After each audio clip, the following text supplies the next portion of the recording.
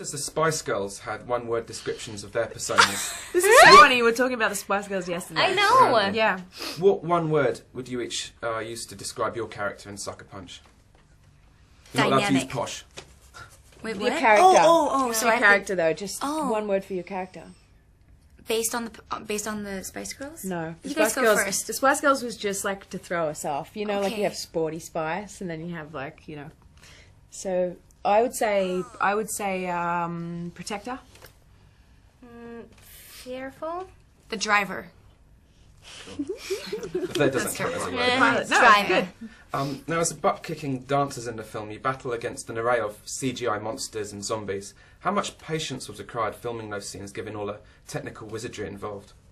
I think, you know, I don't know if patience is the right word, because I didn't feel like I ever had to be patient with this film. It was just such an onslaught constantly of things to do, places to go. I mean, if anything, it was the opposite. It was like, how can you be as hyperactive as you possibly can be?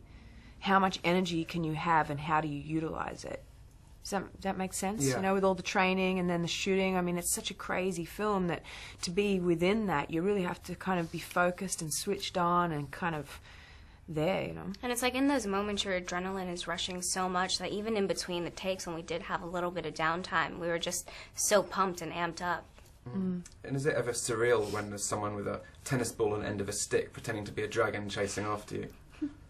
That's funny. I didn't have a tennis ball. I had a tennis ball once when I was shooting the dragon, but that's what's so amazing about Zach. I mean, he really gives you an open invitation to what's going on in that head of his, and like really allows you to be fully aware of what's going on around you.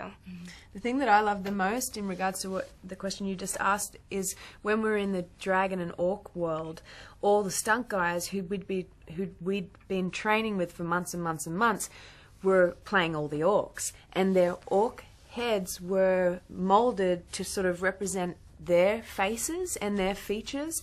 And so as these, you know, you don't see them in the morning, so then you just see this orc walking towards you, and you're like, Maddie, is that you? You know, and he's head to toe in an orc outfit, but you can tell because of his little ears or like his little cheeks or the way, but he's totally an orc, you know. Now, the training for the film was, I heard from Emily and Jenna, was very hard. Do you still bear any scars or injuries from that? I have a little scar on the side of my head from where I copped a steel bayonet to the head. Ouch. And nothing else really visual. We had a lot of bruises and stuff that we were pretty proud of. I nicked Soreness my was- shins. Oh yeah. That's from box yeah. jumps. Oh, yeah. I was terrible at them. Awesome. Awesome. Now on to some quick individual questions. Abby, you recently reunited with Oscar Isaac for W.E., which is directed by Madonna. Yeah. How was she like to work for? She was amazing to work with. You know, it was kind of interesting making that film with Oscar too, because in this film he has such an ominous, dark, you know, kind of messed up presence, and then to go and make a film where we were playing characters that, you know, he was playing the love interest, you know, he's this Russian pianist who's like very sensitive, and so that was kind of, you know, a lot of fun. But yeah, Madonna's amazing. And Vanessa, you worked with Sir Michael Caine on Journey to the Mysterious Island.